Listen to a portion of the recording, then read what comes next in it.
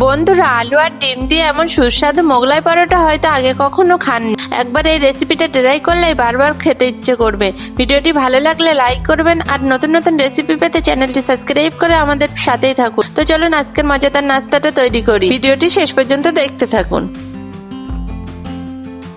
বন্ধুরা, নাস্তাটি বানানোর জন্য প্রথমে আমি 4টে সিদ্ধ আলু নিয়েছি, ছোট সাইজের, 2 কাপ ময়দা, অল্প করে সাদা তেল এবং অল্প করে বেকিং সোডা আর লবণ দিয়ে ভালো করে মাখিয়ে নেব ডোটা।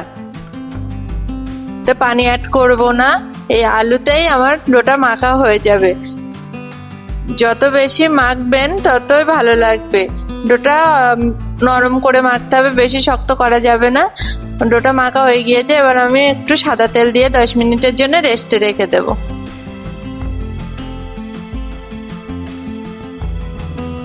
এবার আমি ডিমের পুরটা বানিয়ে নেব।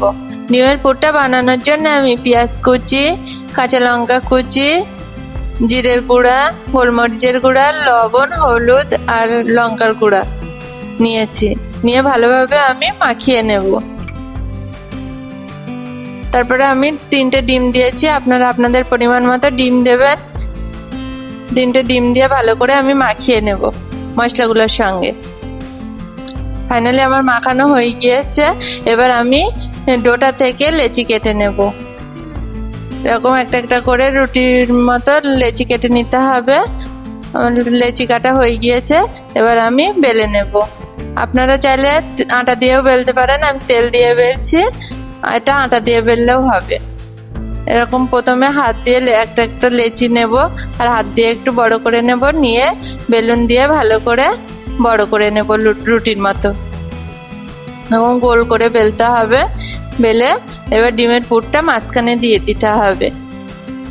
মাঝখানে দেওয়া হয়ে গিয়েছে, এবার আমি চারপাশটা ভালো করে মুড়ে দেব।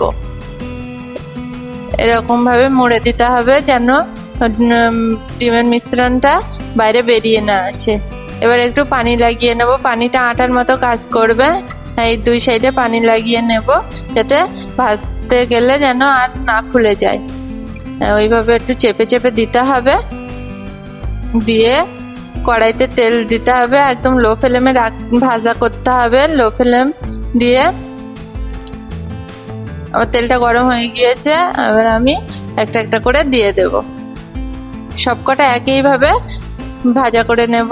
উপর থেকে এরকম তেল ছিটিয়ে দিতে হবে, দিয়ে এপিট ওপিট লাল লাল করে ভাজা করে নেব। এই সময় গ্যাসের ফ্লেমটা লোতে রাখতে হবে, হাইতে রাখলে চলবে না। হাইতে রাখলে উপরটা লাল হয়ে যাবে কিন্তু ভিতরে কাঁচা থেকে যাবে। এরকম লাল লাল করে ভাজা করে নিতে হবে। উপর থেকে একটু তেল ছিটিয়ে ছিটিয়ে দিতে হবে আর এপিট ওপিট উল্টে ভাজা করে নিতে হবে এরকম লাল লাল করে। এবার আমার ভাজা হয়ে গিয়েছে, আমি তেল সেকে তুলে নিচ্ছি। এরকম সবকটা ভাজা করে নেব।